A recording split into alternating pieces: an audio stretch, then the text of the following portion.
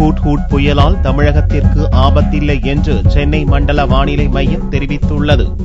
சென்னை மண்டல வானிலை மைய இயக்குநர் பாலச்சந்திரன் ஞாயிறன்று செய்தியாளர்களை சந்தித்தார். ஹூட் ஹூட் புயல் கரை கடக்கும் போது 180 கிலோமீட்டருக்கும் அதிகமான வேகத்தில் காற்று வீசியதாக தெரிவித்த பாலச்சந்திரன் இப்புயலால் தமிழகத்திற்கு பாதிப்பில்லை என்று கூறினார்.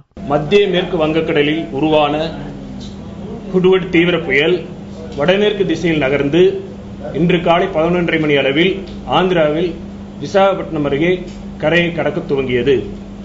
இந்த கரையை கடப்பது மேலும் 1 மணி முதல் 1.5 மணி நேர அளவில் நடைபெறும். இதன் காரணமாக ஆந்திராவின் கடற்கரை பகுதிகளில் மணிக்கு சுமார் பலத்த காற்றானது 170 முதல் 180 கிலோமீட்டர் வேகத்தில் வீசக்கூடும். அநேக இடங்களில் மிக பலத்த மழை பெய்யக்கூடும்.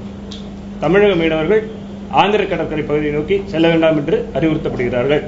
இந்த புயலினால் தமிழகத்திற்கு எந்த பாதிப்பும் இல்லை.